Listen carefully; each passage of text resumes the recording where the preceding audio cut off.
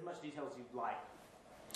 I was born in Appalachia, Kentucky, in a little town called Wheelwright, Kentucky. It was a coal mining town. And I was born there, but grew up in a place called Hazard, Kentucky, which was another coal mining town in Appalachia, Kentucky. And then went to Martin, Kentucky, where I graduated from high school. It was in Floyd County. And then went to Eastern Kentucky, was then State College, now University, because my mother and my uncle had both gone there, and went to undergraduate school there. I applied to med school after 3 years. I applied several places, but the two places that obviously were high on my list were University of Louisville and University of Kentucky. And I was admitted to both, and for a variety of reasons I ended up at the University of Kentucky, and I was in the third class admitted to the University of Kentucky Medical School.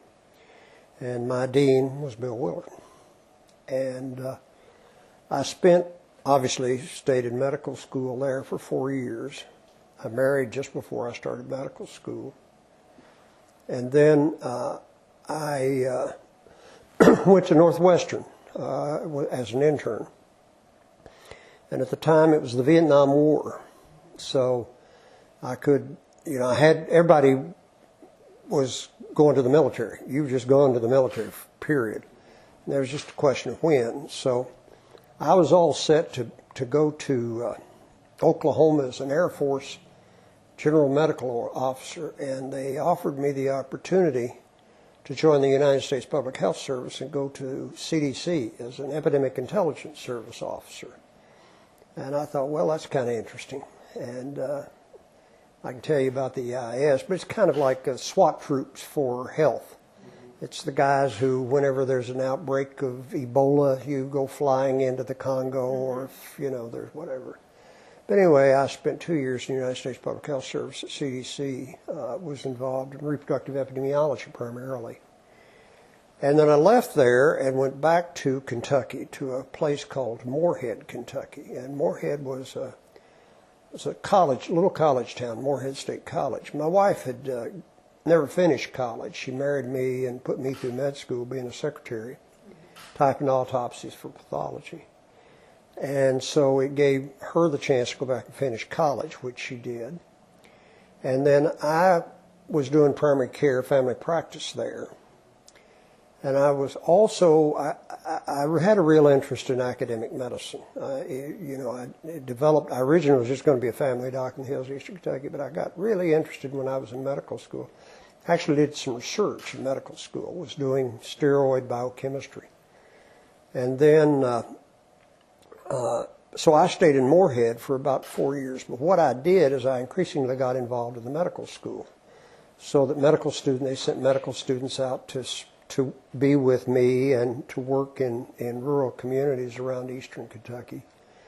I took the family practice boards while I was there, and worked with the Department of Community Medicine. There was a Department of Community Medicine at the University of Kentucky. It had been established by a fellow named Kurt Duschel, who was a very famous community medicine leader. First Department of Community Medicine. Bill Willard helped Kurt Duschel create that. And I got involved with a whole lot of projects in Appalachia, Kentucky. We started the first hospital-based home health service in Appalachia, Kentucky. It was 1969. An emergency medical service system. We were setting up primary care programs in rural communities in Appalachia. Just involved with a lot of that sort of thing and enjoyed it. And Bill Willard had, because of the regional medical program, had gotten very involved. He'd left the deanship and vice presidency for a whole series of reasons, not the least of which is he didn't get along with the new president, John Oswald.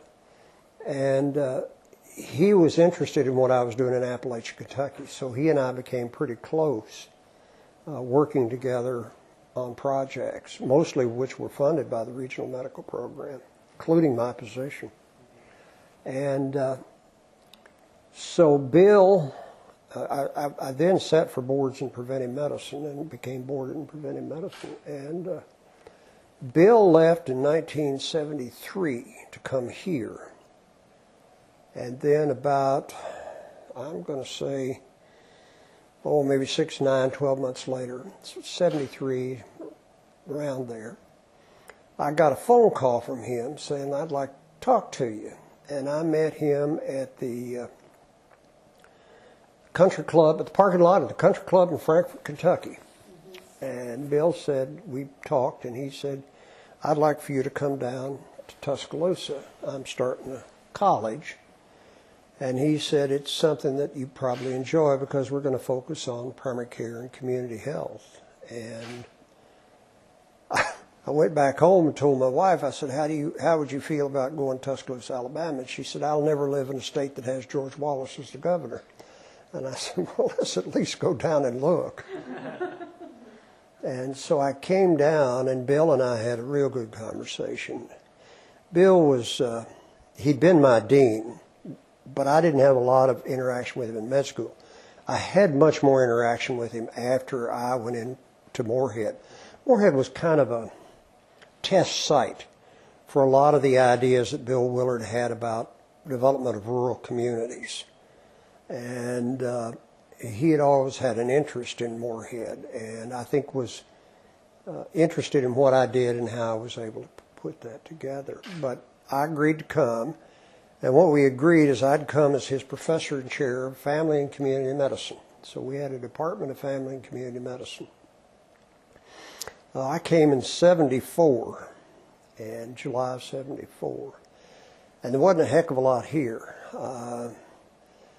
Bill had a little office up on the 4th floor of student health, and it was him and John Packard, who was in the associate dean, and Bobby Moore, who was assistant dean for finance, and the clerical staff, and then not a hell of a lot more, and as dean's office staff. And then I was over here in the White House, what we call the White House, a little house over here at the corner, right next to the drugstore. Oh, okay. Okay.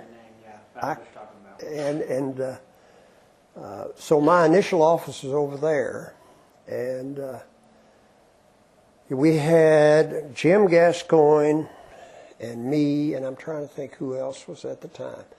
Dick Rutland came up occasionally, and Riley had agreed to come.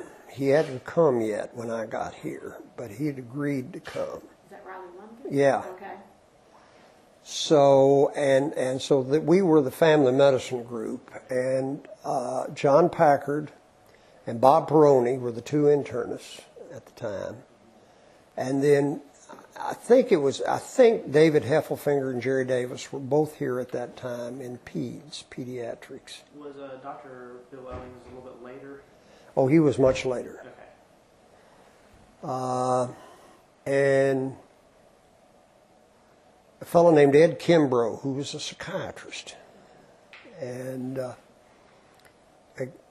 that was kind of it. Mm-hmm. We had a resident, Mark Armstrong, Oh, okay. who had started. I think he started in July, and I started in July. Mm-hmm. And we had over here where there's now I noticed the Druid City Hospital ultrasound thing. Mm-hmm. That was our clinic. We saw patients there.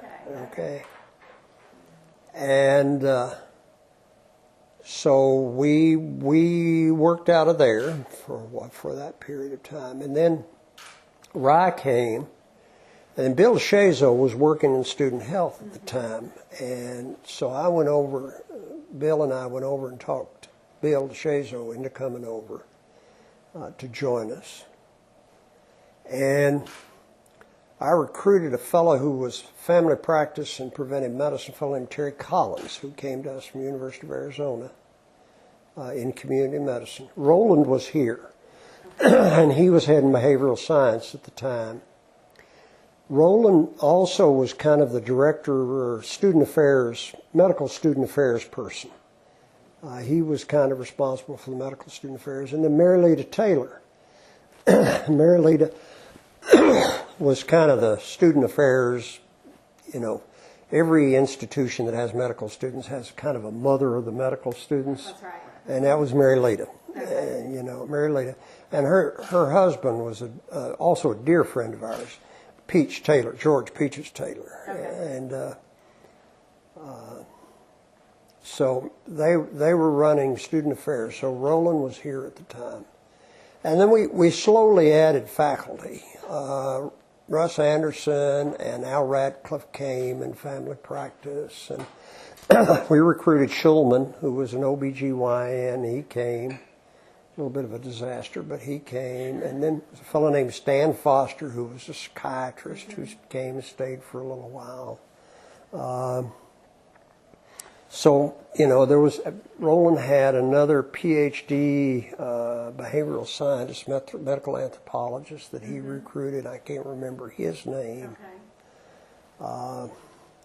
Bruce Harris was here. Okay. Bruce was an OBGYN who was here, and he left and went up to Birmingham after a couple of years. But what they did, Bill kind of organized us into two groups. There was family and community medicine, which was me, and then there was what he called the traditional specialists, the trad specs, and that was everybody else. And Bruce was kind of the chair of that department. And at the end of that year, Mark Armstrong left, and Mike McBrady came as resident, and then we started beginning to get a steady stream of residents that came through. We were trying to build a medical education program as well, medical school program, and there was a constant battle with Birmingham. I mean, just candidly, for the entire time I was here, Bill Willard and I just fought Birmingham fit over everything, and I'm sure you could pull out the memoranda between me and, either I'd write bills or it was me or him, or fighting with Pittman and Dick Hill and with the Board of Trustees for the whole damn time I was here. Mm-hmm. Anyway, we wanted to pick our own medical students and have them come here during their first 2 years, and that sort of thing. Well, before we could even get that rolling, we had to have medical students. We needed medical students, so we recruited them from 2-year medical schools that were first 2-year medical schools. Okay. So we recruited medical students from North Dakota and Nevada, which then had 2-year medical schools. And I thought we had recruited some from South Dakota. I may be wrong, but we certainly did from North Dakota and from Nevada. And so we had those two programs that we had going, and the medical students and whatnot. We had a lot of other stuff that we did along the way too. My original concept, and Bill bought into it. Well, there were several things. Let me back up. Bill was recruited by Howard Gundy, who was then the vice president for academic affairs. Howard had known Bill Willard at Syracuse. Right. Howard persuaded Bill to stop here. What happened was Bill, when he retired at Kentucky, doesn't retire at Kentucky. Bill's problem at Kentucky was that he had an unusual relationship with the governor. Okay.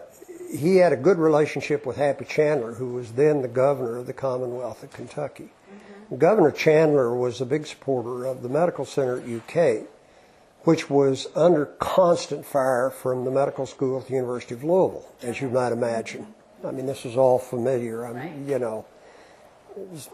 It was like this place with USA and UAB and UAT and UAH, and it was, But anyway, Bill had a direct relationship with Happy Chandler, the governor, so that Bill, whenever he needed anything done, he'd call the governor, or the governor would call him. Bill told me the story that the governor called him one February and said, Dr. Willard said, I have the appropriation for the UK dental school, but he said, I can't hold it beyond next session of the legislature, which is next January.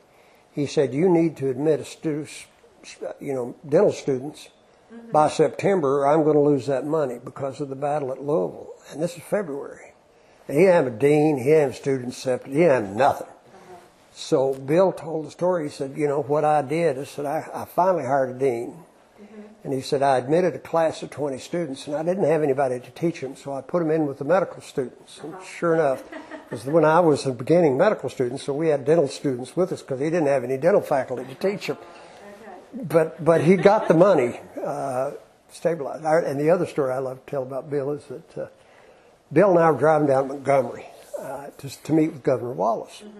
And you can tell how important the meeting was by whether or not Bill, how many hearing aids Bill put in and how many, you know, and this was important enough. He had both hearing aids in and he'd put in fresh batteries. So we were meeting with the governor.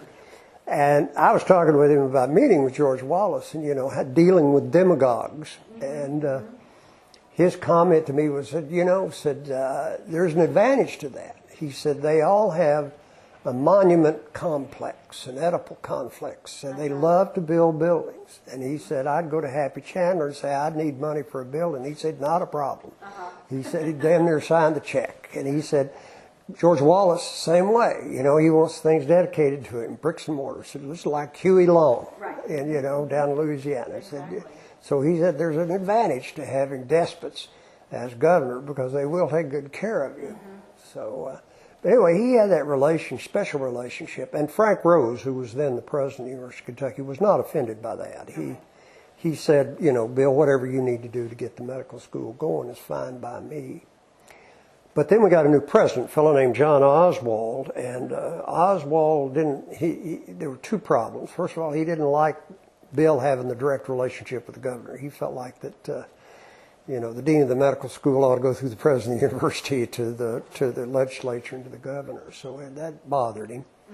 The other thing that happened is Bill, when he'd come, and it's something I cautioned him about here, and we were able to manage it, was he didn't pay any attention to what was already there. So that when he built the medical school at the University of Kentucky, he hired all these basic scientists without paying any attention to the people over on the Arts and Sciences campus in biology and chemistry. So they said, wait a minute, here are these people that aren't any better than us, we don't think, who this guy's hiring at twice the salary we're making, and they're over there teaching next to nobody, 60 students, and we're over here with 4 classes of 100 students, and we're going to go to the faculty senate and lynch him. So there was bad blood between the Arts and Sciences campus and the medical center. Still is, to this day at UK. In large measure, I think, because of that. And so one of the things I was cautionary with Bill is I said, you know, one of the things we've got to do is maintain good relationships with the rest of the campus, with Arts and Sciences and business and whatnot. And that was consistent with something that David Matthews thought. And then that was another issue. Anyway, Bill, John Oswald said, you're no longer the vice president and the dean. You know, I'm going to remove you from those positions. And you're a special assistant to the president. And which means he did, you know, kind of a lateral arabesque. You know, he had nobody reported to him. He didn't have any official duties or responsibilities. He got a salary, but that's about all. So he's pretty unhappy with that. And Bill was about ready to retire. And Bill and Adeline, his wife, had been reading about catfish farming. And they decided they were going to catfish farm. And they had decided they were going to go to Texas and get a catfish farm. So they were on their way to Texas. And what happened was Howard Gundy found out about it and persuaded Bill to stop here in Tuscaloosa to talk with he and David Matthews. And they had a conversation. And I think they took him down to Montgomery to meet with the governor, to talk with the governor. And they used the university plane, and either they stopped or picked up, or somehow Victor Poole got involved. So Victor Poole told Bill, said, I can find you a nice place where your catfish farm is, and I can guarantee you all the money that you need in order to start a catfish farm here in Alabama, and I understand these fellows, Dr. Matthews and Dr. Gundy, are anxious for you to come, and we can make that happen. So Victor Poole worked Bill over pretty well, and did Howard and David.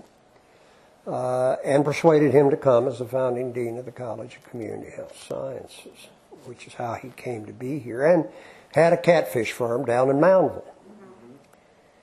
Catfish farm was a great story in and of itself. But in any event, there were several things. David felt very strongly, and I agreed with David, that one of the things that was true was that if you're dealing with the health of the community, you go to the community and they say, so just get us a doctor. That's our problem. We need a doctor.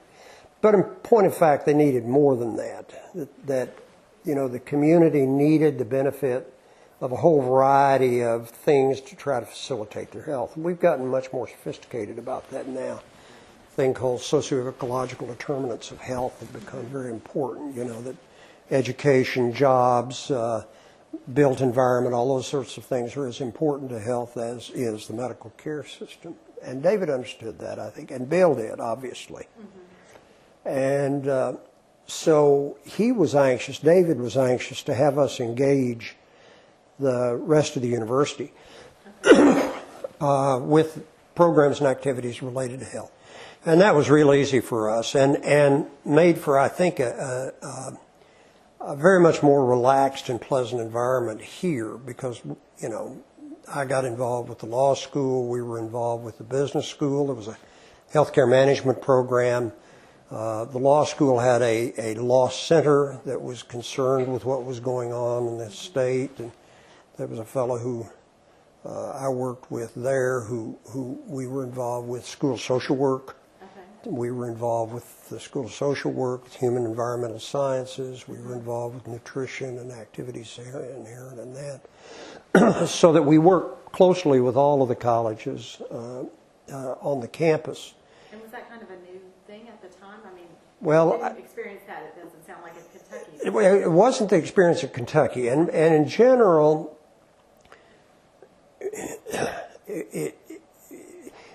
a lot of there are freestanding health sciences institutions, right. Medical College of Georgia, a lot of places where there's just the medical, Jackson, Mississippi, and the main campus is in Oxford, and the main campus is in Athens, Georgia.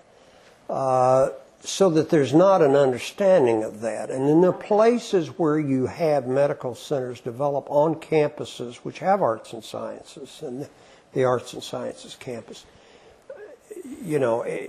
frequently there's conflict. And if you develop your medical program in conjunction with other colleges, it benefits everybody. And we had a good working relationship with the folks here. I mean, Doug Jones was Dean of Arts and Science, a wonderful guy, a wonderful human being, and very bright, very capable. The deans were very nice. I used to get a kick, though, out of Bill. Bill hated well, he didn't hate. He just didn't want to fool with the discussions that had to do with the problems of undergraduate students and all of that sort of thing. So that when Richard would have his dean's meeting, where they were going to be talking about general education requirements and, mostly undergraduate stuff that had nothing to do with it, why Bill would say, Scutch, would you mind going for me? I've got some problems. And Camille Cook was always sent by the dean of law. Because he didn't want anything to do with it either. He just wanted to worry with his law students. Right. So Camille Cook and I became very good friends because we were always the two odd people out, the rest of them were the deans. Right. But Camille and I were the kind of representatives of law and medicine, who really didn't concern themselves with that. But nevertheless, it gave us a chance to interact with the folks around the campus, and I enjoyed doing that. And here you were coming from Kentucky. It must have seemed, it almost was it kind of like a leap of faith? You had to say, well, I'm going to go down there. Yeah. There's really not a lot there, but we're going to build something. Well, yeah. And I've subsequently, one of the things that's true about me is I like building. I've discovered something about myself through the years. I like building things from scratch, and I don't run things worth a hoot. I'm not a good manager. I'm a builder. That's something I've learned. I was the first chairman of family and community medicine here John Packard, we had a disastrous LCME visit, and Bill let John go, basically, or John left, and I became his associate dean. I was Bill Willard's second in command for the last, I don't know, 3 or 4 years of his time here. Then I started a School of Public Health in San Diego. Then I started the School of Public Health in Kentucky. You know, I start things. You know, I'm the founding president of an honor society in Kentucky. I'm, you know, established a Center for Health Services Research in Kentucky. I, you know, was third class in medical school. I mean, I do that well. And I felt like it was going to be it could be a lot of fun. Here was the opportunity to come in. We had a very supportive president. Vice president understood.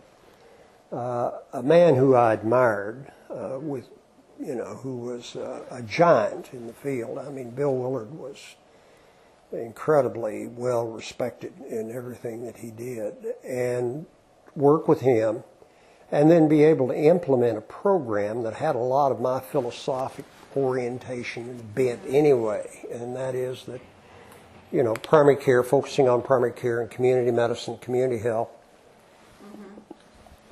And instead of being in Appalachia, we'd be in the Black Belt. Right. And, you know, one of the things I've discovered through my life is that, you know, underserved people are underserved people. And I worked with Appalachia, the white folks in Appalachia who are underserved, Black Belt here. And when I went to San Diego, I worked in the barrios of South San Diego. And, you know, Latino, Black folks, and the white Appalachians are, you know, it's the same problems wherever the hell you go.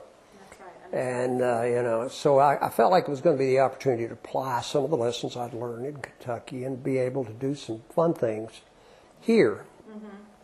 And I was young. I was 32 years old. You've got to understand, when I was professor and chairman of the department. Bill had a tendency to do that. He did it at UK. A lot of his chairmen were very young, very bright, very energetic, who he had plucked and moved up the ladder real quick and turned them loose with, you know, to implement their ideas. Bill was very good at supporting people who had new ideas and encouraging them. And for me, it was, you know, Bill Willard was like a father to me. And it was an incredible academic, administrative experience being his chair and associate dean. When I became his associate dean, he and I were really close. We moved into Knott Hall at that point in time. Okay. And I was next door to him. And that was when, early on, we didn't have, you know, we kind of tussled a little bit back and forth with Birmingham, but the real wars started about 1976. Okay. The pitch battles with Pittman and Dick Hill. And absolute acrimony, and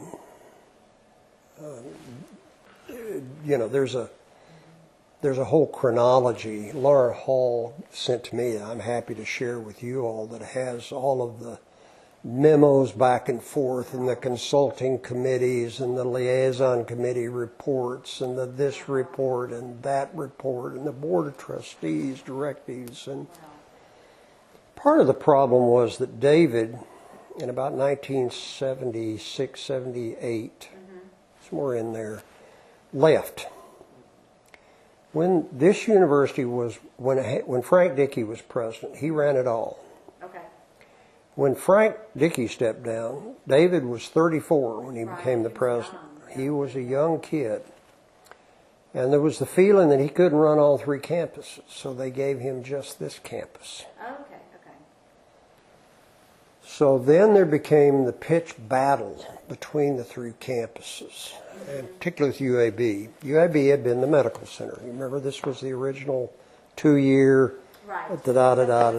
you know. So, and but UAB was in process of, at that point in time, developing an arts and sciences campus. It was no longer just a medical campus. So its whole campus development was occurring at that point in time.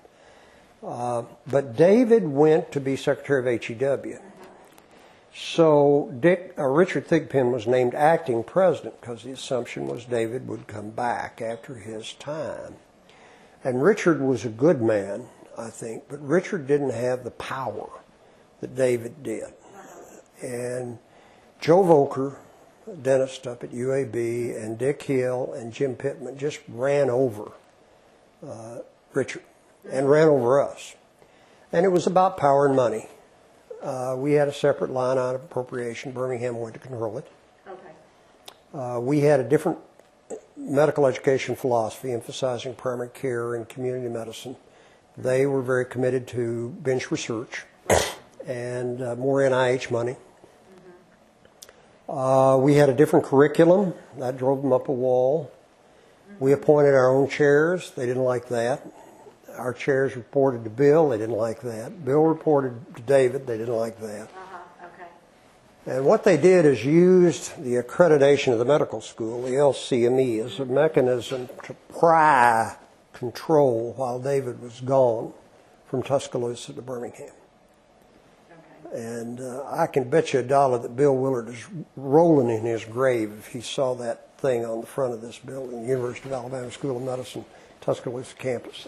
He would. It's a topic of much discussion around. He would personally. I suspect if his ghost had a chance, he'd personally take a chisel to that damn thing. Yes, I know it. So, It should be the Capstone Medical Center of the University of Alabama, by God, right. Or the College of Community Health. or the College of Community Health Sciences. But it was an absolute pitched battle, and it escalated to the Board of Trustees. It was just nasty as it could be. And so Bill in 1979 decided he would push it as far as he could. So he told everybody, he said, unless I can have my way and control, I'm gonna hang it up. And at that juncture, David had just come back, and David was under fire from his own faculty. Okay. And David didn't have the power to keep Birmingham from saying, well, Willard, that's the way you feel. We'll pick up your resignation and your retirement. See you in the morning.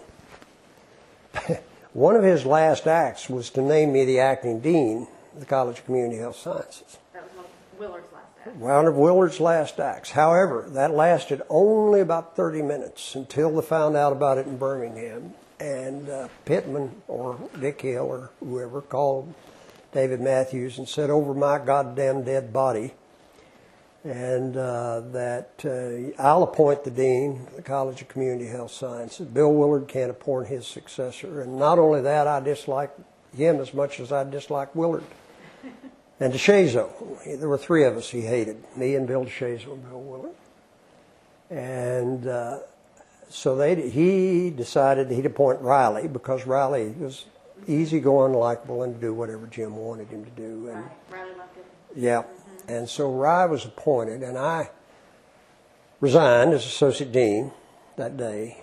This all happened sometime in June, and walked away. Didn't walk away. I, was tenured full professor, and that was in June. June of 1979. June of 1979. And in September of 1979, I accepted the appointment as dean of the School of Public Health, new School of Public Health in San Diego. So I went to San Diego in January of 1980. So you were here how long then? 70? 74 to 80. 4 to 80, okay. And we did a lot of things. I mean, we established the curriculum. I put in the requirement for community and family medicine rotation in the medical student curriculum. I understand we've lost that after 40 years. I fought with Birmingham over that the whole damn time I was here. And that was what rotation again? I'm sorry. The community medicine rotation. Okay. I think you all call it now rural and community health. Right. The impression I have is they now call it the acting internship, because Birmingham said LCME is not going to like us having different curriculum, so you're going to have to change the title.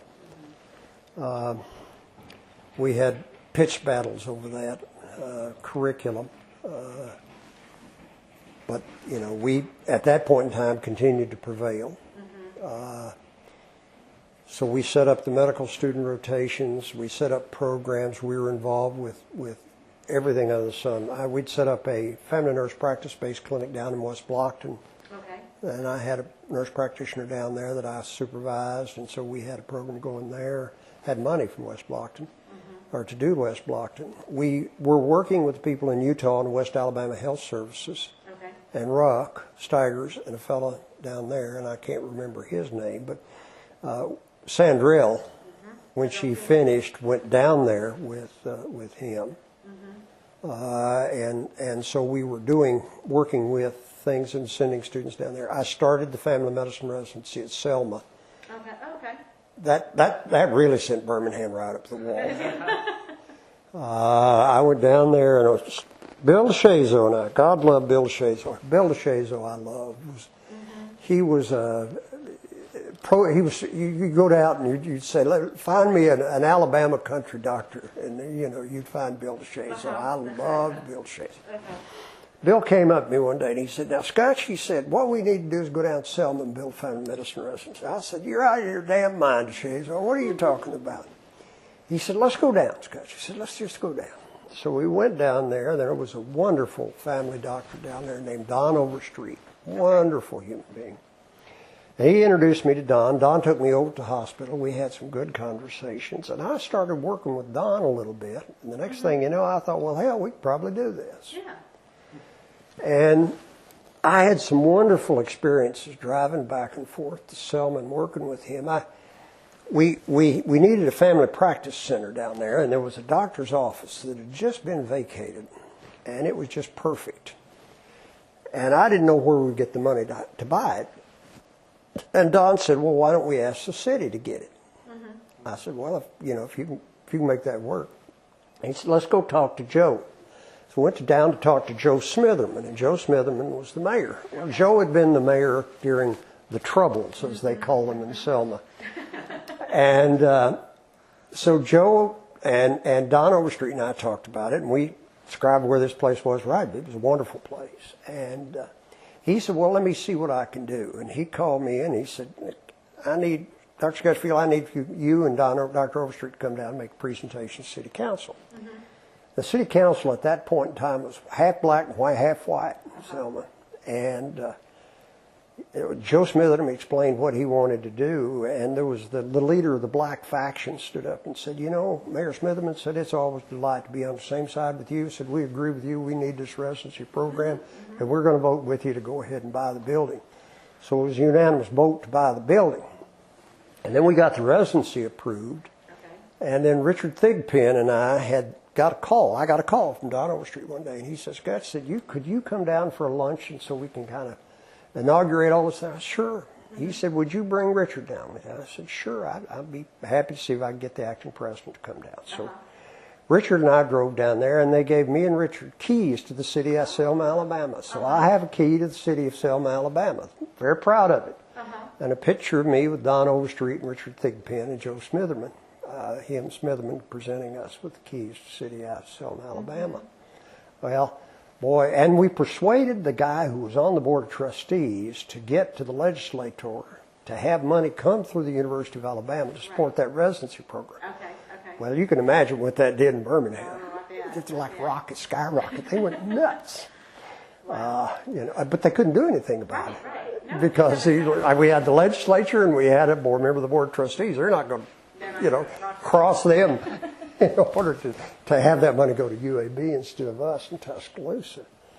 I understand they now control it, so it's changed over time. But anyway, we're involved with that. We went down, Bill and I went down to Montgomery to talk to him about doing something down in Montgomery. And we met with Hanley Funderburk. Okay. Bill was terrible with names.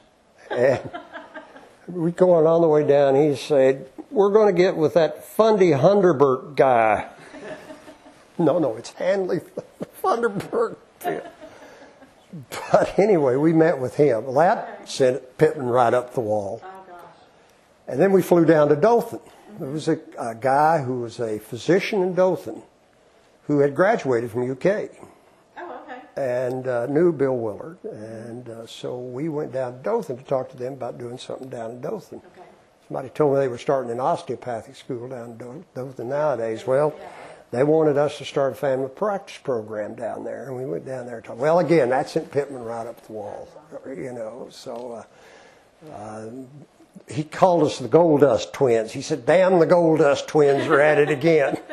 going all over the state, setting up all these programs, creating problems and troubles for me.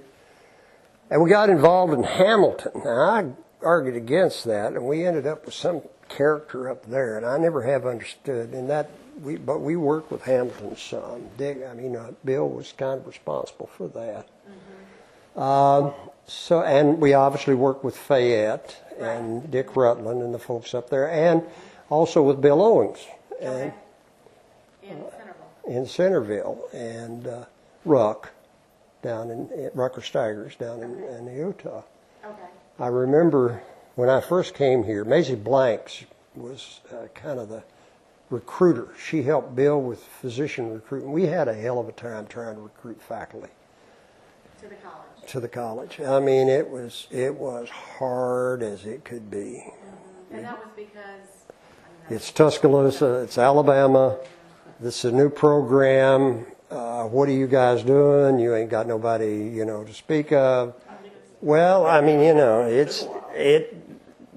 was just really hard.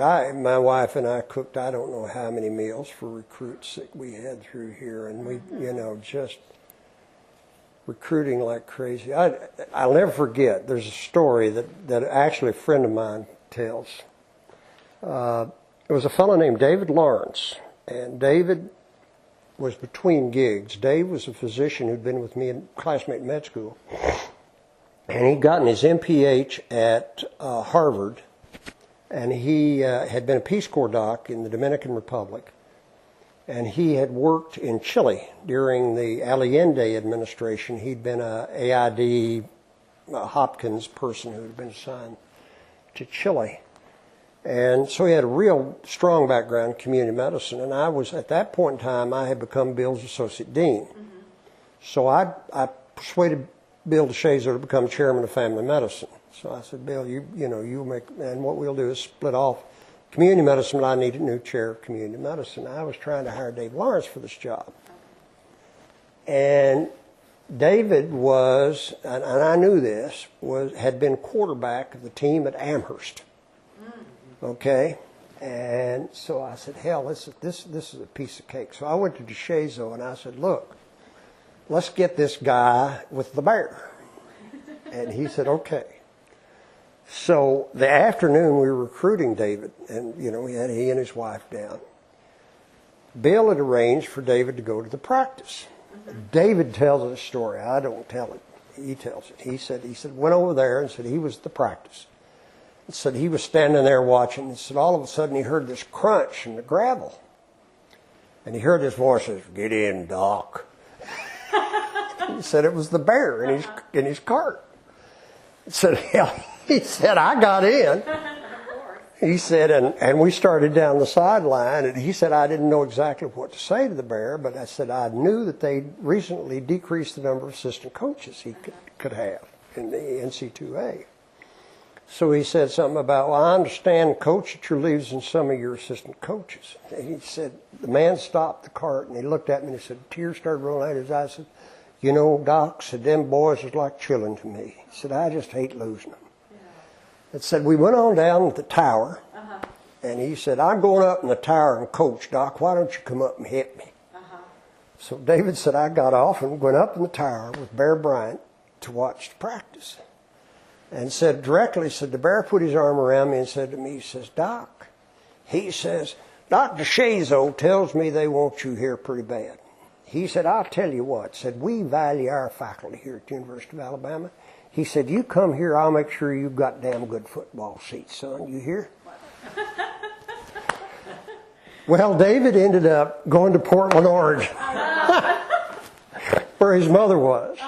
And I said, if the Bear Bryant can't recruit Dave Lawrence, Tuscaloosa, Alabama, then I ain't no way in hell I'm going to do it. But it was that kind of story with almost everybody that we tried to recruit. It was really hard to recruit here. But we managed. I mean, we got some people, Russ and Al Radcliffe. Got good residents. We had really good residents, and had a real good crop of those folks. They were fun. And what do you think attracted the residents? It sounds like it was easier to get. It was, and the thing that attracted them were they were the only guys in town. Okay. You know, they didn't have to compete with residents in surgery, OB, whatever, and that they were getting all the experiences that, you know, they'd have been third hand down the table in most other places, so they hadn't to compete. Okay. And they had full-time faculty, and the faculty were good. And we did a pretty good job of recruiting. But Shazo and I went down to LSU and to Tulane. We recruited some of the boys, well, from Alabama, or from Louisiana. You know, him and Brent Allane and one other guy, Lou Johnson, came up together. I recruited a guy out of Kentucky. You know, we went looking pretty hard. We didn't get many people from Birmingham, as you might imagine. So we knew we wouldn't. So we get an occasional one of our own. We didn't have many students at that point in time, but occasionally, you know, Mary Savage was one of our medical students who stayed on as a resident here. And but we had good residents. We had one resident named Al Bronstein that I recruited from the University of Kentucky now, and he was known as Cecil B. de Bronstein. Bronstein was rich. And he was this little Jewish guy who had a stutter. But, by God, he had organizational skills like nothing you've ever seen. So when we had the Lampoons, when he was the resident, they closed town down. Druid City closed down. I mean, every physician, nurse, technician, anybody was at the Lampoon. And I remember the one time he did it, Nick Knight's, I guess probably wife now, but then was girlfriend from Montgomery, was a choreographer, so they had her come up to choreograph it. They rented the theater downtown. The Bama Theater? The Bama Theater. They rented it. Wow. So the whole theater was the stage. And they set up a bar, popcorn and everything out. They had lights. You know, the lights, like Hollywood opening. Right, right. The residents, and the students who were the cast, arrived in limousines, costumes, the whole 9 yards. And there was one piece that, who was it I was talking with about the other night? Oh, I guess it was Rick. They had, Phil Bobo was then the head of the emergency room, and Bobo was even then a character, you know. Phil was a piece of work. And they had this one wonderful scene that they did. And what they had is they had about 7 gurneys laid out, okay? And they had this guy with long hair, Prince Val haircut, and his white coat on and no shirt.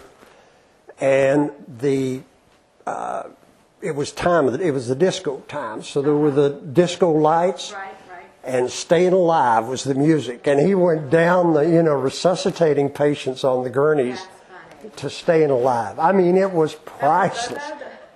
It wasn't Bobo that did it. It was one of the residents mocking Bobo doing it. I mean, it was priceless. I would give my front seat in hell to have a video of that.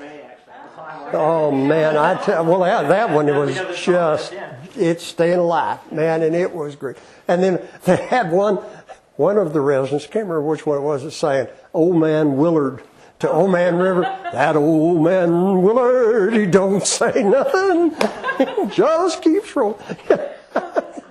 They were great. But they organized that, and I tell you, they closed the town down. I mean, there wasn't, if you got sick in Tuscaloosa, you were in deep trouble that night. And, you know, the booze flowed like water, and it was a lot of fun. And we had a wonderful time. We had a good relationship with the residents. They were, you know, a very collegial place. And I think that probably influenced them, too. When other residents would come and talk to the ones we had, they'd say, oh, yeah, you know, it's kind of a great place to go because everybody gets along together and they're kind of friends and pal around. Nick Knight, one night I had the green team, and Knight was was head of the team. I told him, I said, let's throw a party for the residents, and I know that they've got live lobsters down in Selman. You and I'll drive down to Selman and get live lobsters to feed everybody. So Nick and I drove down to Selman, picked up live lobsters in a thing, and brought them back. And there was one of the kids that didn't drink, and we'd spiked a watermelon, and he got into the spiked watermelon. It was first experience with booze. That was a great evening. But, I mean, those are the kinds of things that we had. And when we got here, of course, we didn't have any place to put the residents. So we put trailers out. Right. And the trailers were infamous. And then we got the educational tower, which was another story. There's a story, too, that goes like this. When I first came, they just finished the hospital in Northport. Literally just. Big Ed Thompson had gotten the money to do it. Yeah. And it wasn't open. And he didn't know how he was going to get it open because it was Druid City. So he called Dave Matthews, and he said, David, can your medical education program use a hospital? And David said, hell, I don't know. So he called Bill, and he said, Bill, you want that hospital? He said, what we'll do, we can probably get it for $1. Said, Big Ed will give it to us, and we'll have a university hospital. So Bill called me and Bruce Harris and Bill DeShazo and said, go tell me what we ought to do. So we went trucking over to Northport, and they were still working on finishing the hospital. Bill DeShazo and I wanted to buy it. Because Bill and I said, if we have any problems with these characters, we'll have our own hospital. That's right. Well, Bruce Harris said, no, Lord said, we'll never get any cooperation from the doctors at Druid City if we have our own hospital. We can't do that. So he prevailed, and so we didn't buy it. In retrospect, I wish we'd have bought it. Because we had fits with Druid City. We never could get them to pay for nothing. And my guess is they're still paying as little as they can get away with, but they were the only game in town. Right. And Jim Ford, who ran it, was, it was like his own money. And so when we went to build the educational tower, we had the money to build it, but it was fits trying to who's going to provide the janitorial service? Who owns the land that the thing sits on? How do we, do we transfer that to you? What happens if you all move out? Just a whole litany of these sorts of things. And Bill asked me to work with a fellow named Charlie Trost, who was a lawyer in the law school, and who David Matthews liked real well. And Charlie and I worked with Jim Ford trying to get that damn tower built. And it was hard. It wasn't easy. There was just a lot of agony negotiating with Druid City. And some of the doctors were real encouraging and supportive. Some of them weren't so keen on, all of this going on. We used to laugh about what was called then the 50 Fingers, which was the 5-man OB group. We always had trouble with them. They were the only game in town. Right. And before we had our own OBGYN. Well, Bruce was here for a while, but then Bruce took off and went up to Birmingham. He was real close to Charlie Flowers. He's a big Charlie Flowers fan. So, there were times when we had friction with the doctors at Druid City about the medical students and the residents. And every time we wanted to do something different, I'd send them right up the wall. I had the idea that there were some things that we might be able to do in addition to what we were doing. I mean, Bryce was sitting over here, and I thought, well, hell, why don't we build a community mental health psychiatry residency program? Well, we ain't going to have no other residents other than family practice here in town. The specialists figured, if we train family physicians, they'll refer to us. But we don't want to recruit, we don't want anybody who will compete with us. And what I discovered along the way was that we had ready-made family practice groups. We'd have 3 or 4 of our residents who wanted to go into practice together. And they did. Some of them, the classic one is Al Radcliffe and Larry Sullivan, 3 or 4 of our guys went into practice together.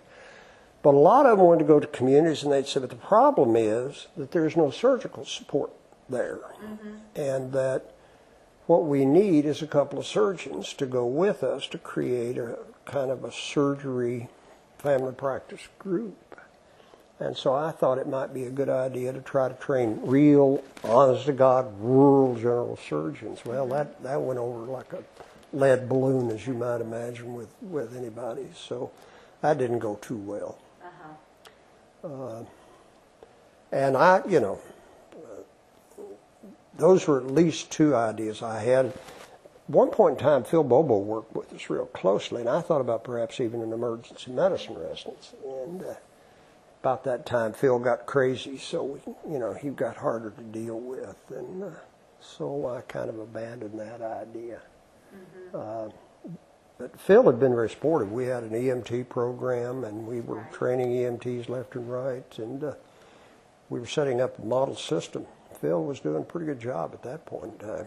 He had political clout at the governor's office, and we were able to set up a trauma system. We were setting up a poison control center in the hospital. Oh, okay. We were doing a lot of good stuff with that at one point in time. But that kind of went by the boards too. That's kind of, in general, the story. Yeah. Well, it was an interesting experience, and I learned from it.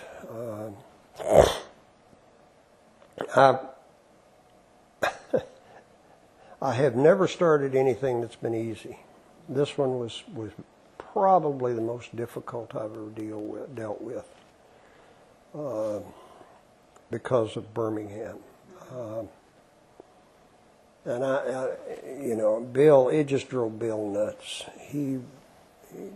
I was telling the story last night. In about 2003, I was on sabbatical, and a friend of mine had a relationship with a medical school in Israel, Ben Gurion University in Beersheba. And he said, Scutch, he said, have you thought about going to overseas for a period of time as a visiting professor? And I said, no. He said, I think I can get you a visiting professorship that's funded by a family in Philadelphia named the Dozors to go to Ben Gurion University in Beersheba. And I said, heck, that'd be a nice thing to do on sabbatical for 4 to 6 weeks. So I became Dozor visiting professor at Beersheba at Ben Gurion University. While I was there, the woman who was the dean of the Faculty of Health Sciences there said to me that she was concerned that the Dozor program was not going to continue, that the family had reservations about continuing the program that had been going on for quite a few years. So I took the list of people that had been Dozor, and they were quite a distinguished list of people from America who had gone to Beersheba. So I said to her, what you ought to do, I said, you've got a very distinguished list. What you should do is pull those folks together and introduce them to the Dozor family so that they get an idea of the caliber of individuals that they've supported to help Ben Gurion University. So that's a good idea. So about a year later, I got an invitation to go to Philadelphia for a meeting of the Dozor Fellows, Dozor Scholars, visiting scholars. So I told my wife, let's go on up. So we went up to Philadelphia. And it was a symposium, day-long symposium. Well, Jim Pittman had also been a Dozor. Oh, interesting. It turns out that one of the former deans in Ben Gurion had been an endocrinologist, and he'd known Jim through the Endocrine Society.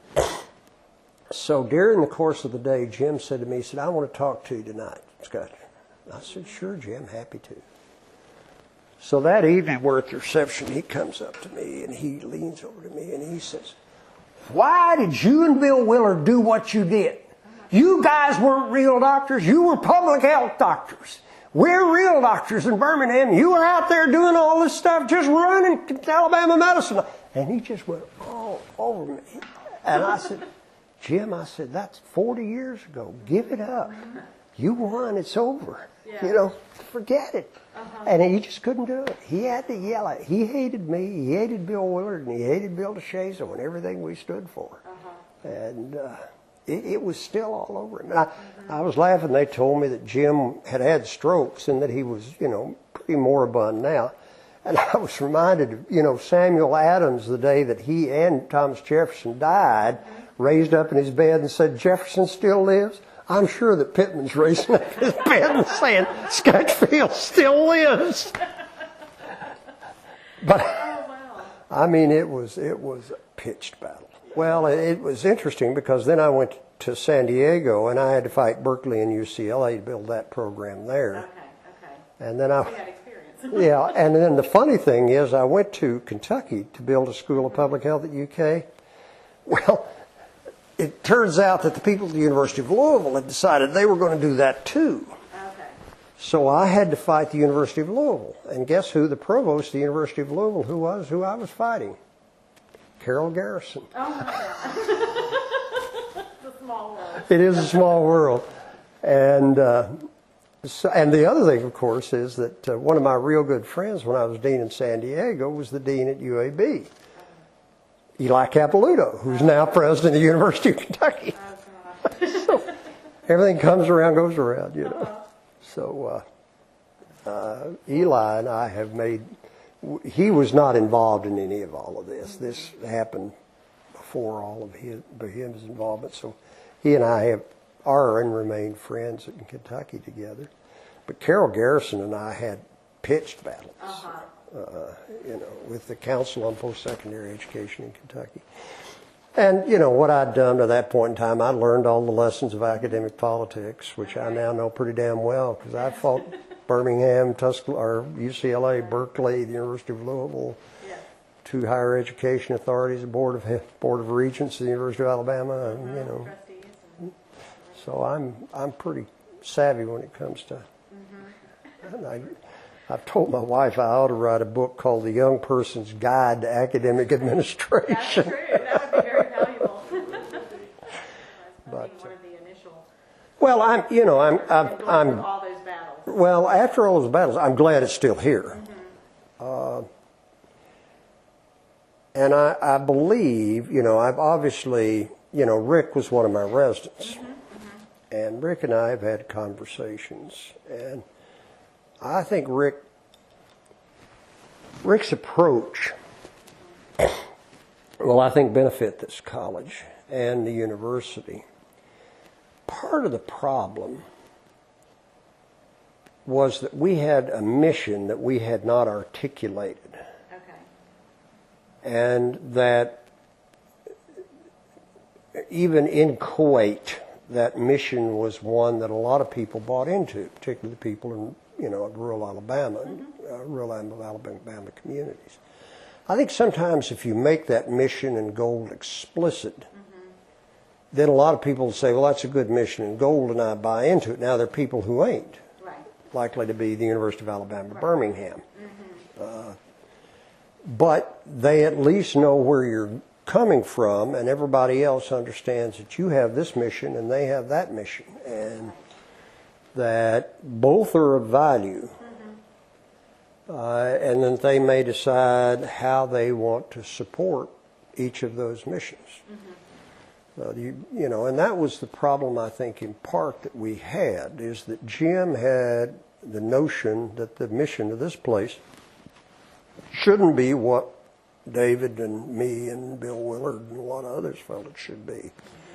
They felt that it should be a mini UAB, and that we ought to be doing exquisite bench research and getting NIH monies, and that all this community medicine and stuff was communism and socialism, and you guys out working with the folks in the black belts, you know, just stirring up trouble, you know, and for us. So I think that Rick's notion of strategic planning and being clear about the strategic plan, I think is helpful. I think there's a second thing, and that is that a lot of the ideas that we've started have continued to flower and grow. Roland and I and a fellow named Harry Knopke, who came here, went up to New York and came back and kind of came up with the idea of the bioprep program. And obviously that's morphed into some of the things that John is doing, WEED, and I think those have been very positive. And so that, you know, there are programs and activities and notions that are ongoing. The work that Sandrell did in West Alabama. You know, I understand there's still a residency in Selma. There is. So a lot of the programs and ideas that we had are ongoing. At the same time, I think, there's still, in my judgment, just, let me back up just a minute and say, David has maintained an interest in this place, as you're painfully aware. David asked me to come down in 2003 to talk with the people about what all was going on. So I came down again in 2003 for David. Kind of nosed around. And then Laura Hull. Laura was one of my doctoral students. Part of that same sabbatical I went to Israel, I also went to Kettering Foundation and worked with David for a while. David and I remained very close friends. But then I sent Laura up to do a predoctoral fellowship with David at Kettering because she was working on some of the things that I'd started working with David on. David sent her down here to the library to dig out some of that documentation. Okay. And I don't know whether you've seen it or not, but she has documentation of all of the brouhaha between the two institutions. And I think that as I think about my visits and Laura's comments and the visits today, I think there's still a difference of opinion about direction in medical education in Alabama. And I think that and hope that with Rick's arrival, there may be the opportunity to recognize, for the state of Alabama to recognize that there is a mission for this institution that needs to be supported and encouraged independent of any mission that might exist at the University of Alabama, Birmingham. And I'm gratified, to see that many of the programs we started are continuing and have grown and have developed. I think there's the potential for continued growth and development here. Rick and I talked about it a little bit this morning. I think he's thinking about it, and I think he's thinking in very positive ways about it. That's kind of a reaction, I guess. I'm glad of what's here. I hope that it continues to grow and develop in the right direction. Okay. That I feel positive about the leadership. I think that you've got an interesting constellation developing where the former president here is now the chancellor. Right. You've got a new president at UAB who was appointed by this chancellor, the new president here who was appointed by this chancellor, who was the president of this university. John told me something today that I found fascinating. That was who the chairman of the Board of Trustees now was. That's right. So, you've got a very interesting alignment of stars, if you will, in terms of what you might be able to accomplish. And I think that Rick understands that. One of the advantages of Rick is that Rick has a strong academic background. There's a great story I love to tell about Woodrow Wilson. Woodrow Wilson went from being president of Princeton University to being governor of New Jersey. And they asked him, said, Governor, why did you leave the presidency of Princeton to be governor? And he said, I had to get out of politics. So that, so it's I think Rick understands academic politics. As fond as I am and was of Bill Curry and Gene Marsh, I don't think that neither one of them had an academic background before they came here, whereas Rick has been at LSU and at Tulane both. So I think he's going to bring an academic perspective and some substantial knowledge of how academic institutions work, which I think will inure to the benefit of this institution, both the college and its relationship, both with the university and with the system here. So, you know, I see some hopeful signs on the horizon to build on the base that's been developed. You know, there are a lot of things that if I had, you know, I wish that I thought about and we tried to do that I wish, you know, that got done differently. I mean, I saw a college of community health science that had a school of nursing in it and a school of allied health within the college. I saw the opportunity for us to take responsibility for the care of the university community and its dependents as a part of our responsibility here. At the time, I wanted to include student health as a part of the college, and I wasn't able to accomplish that. But those components are now both here. I understand that. So that some of that thing, you'll have employee health, which is a first step toward persuading the human resources folks that if you're self-insured, you need to be thinking about who's providing your care and how you can take advantage of that, and perhaps form a partnership with Blue Cross Blue Shield of Alabama and the college to be able to be more helpful in the care of the faculty, staff, and dependents of the institution. Got student health, and again, that was something that I felt that we should have responsibility for. Okay. So those conversations started when you we were there, when we were here, and just wasn't so successful then. Sometimes, you know, Bill Willard, as you know, John Wheat started this project. Look at Bill Willard. You pick up a lot of the things that Bill wrote in 1956, and you'd say this was written a week ago. That's right. And a lot of the stuff he and I thought and felt and tried to do, we were about 40 years too early. I was in Moorhead. I came up with this idea. They had this thing called computers, and I thought, well, I wonder if you could arrange to have a patient's medical record on this computer so that people from the health department and the hospital and the doctor's office could all access it. That was 1970. Wrote a grant to try to do that. Was not successful. So a little bit, you know, ahead of my time.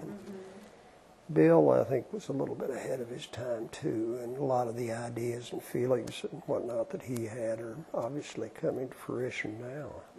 And so I share some of that. So some of the things that we'd hoped have happened, but it's taken 35 years. Some of the things that I'd hope happen haven't happened. And I hope that they will continue to develop in the right way with a good leadership. And I think Rick's appointment's a very positive one. I feel, you know, very positive about it because of his background and experience, and because he's part of this place. That's right. So I think that will make a difference. And one of your residents. He was one of my residents. And you recruited him, so. I did.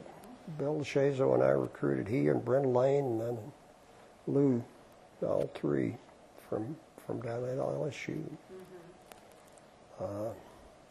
Bill was really good with the residents. I love the stories of Bill DeShazo. I mean, when we were recruiting Sandrell, she was downtown with Bill, and she went into a dress shop to look at something. She asked Bill if she could look at something that was attractive in the window. And the woman who was the sales clerk kind of ignored Sandrell because she was black. And boy, Bill DeShazo took off after her like a mad dog, man. He was all over her. You know, Bill loved the residents, and he would fight for them tooth and toenail. And we had some really good people, like Sandrell. I mean, you know, rare individual. Right. Mike McBrearty, wonderful, wonderful human being. Herb Stone, the Mayor Pritchard. You know, folks like that I'm very fond of. Right now, are you glad that it's still that the family medicine residency is still an unopposed residency, or would you have liked to have seen? If I were doing it, I would still feel that there were some places where we could have made some difference. I think that, for example, you know, there's an increasing cry for a relationship between physical and mental health. Right. We could have done some really interesting things with Partlow Bryce, psychiatry, community mental health centers in Alabama, so that we had an opportunity, it seems to me, and still there's an opportunity. I don't know what's happened with the mental health program in Alabama, but you know, if you had some more effective integration between mental health and physical health, it would be to everybody's advantage. So, you know, there may be and should be some ways that should be considered looked at. Right. I think there's been, you know, there's, and again, Rick is I think, going to bring it back, but I think there's been a little bit more silos than when David was here. Right. I don't think that, you know, actually a woman who worked for me, well, she was originally she was my first research assistant. She was working on her doctorate and then was on faculty with me in the School of Public Health or College of Public Health at UK. Came here. She's been here 18 months. She does research in health and health-related policy issues, and nobody knew that she was over in public administration. Okay. So, you know, and I said, Dana, why don't you meet me and I'll introduce you to some of the people that you ought to be collaborating with. Definitely. So, and Rick was telling me this morning that he'd had some conversation. He met all the deans, and he'd had conversation now with the dean of engineering.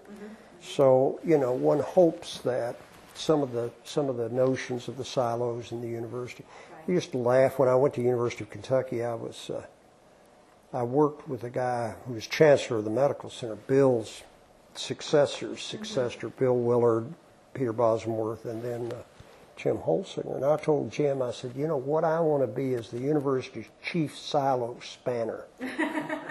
You know, what you've got, and for some reason or other, I have always had this, I'm a connector. If you've read Tipping Point, you know, that if you runs around in this particular silo, you'll find somebody who's probably doing something very similar to somebody who's, if you run around, you put these two together, oh, hell, I didn't know you were doing it. Well, I didn't know you were doing that, you know, and they're off to the races.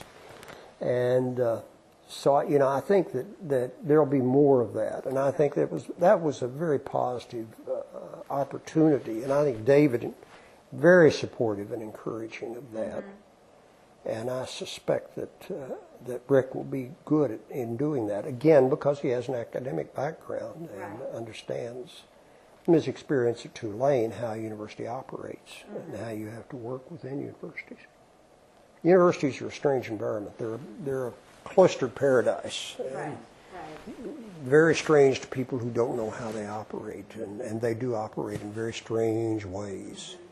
And you know, I think that Rick brings a perspective that will be incredibly helpful in that regard, which will be new and exciting. That are going on, or why you're here right now? While I'm here. I'm not sure. Well, first of all, I feel very badly. I wanted to be here for the 40th. I really did, but I had something that I run in Kentucky that was coterminous with it. One. Two, John Wheat asked me to come swing by. He is interested in doing a project on Bill Willard. Okay. And basically, it's probably going to be three pieces. One is a book put out. What we're going to try to do is pull together all of Bill's written, unpublished stuff. A lot of the stuff he wrote was memos.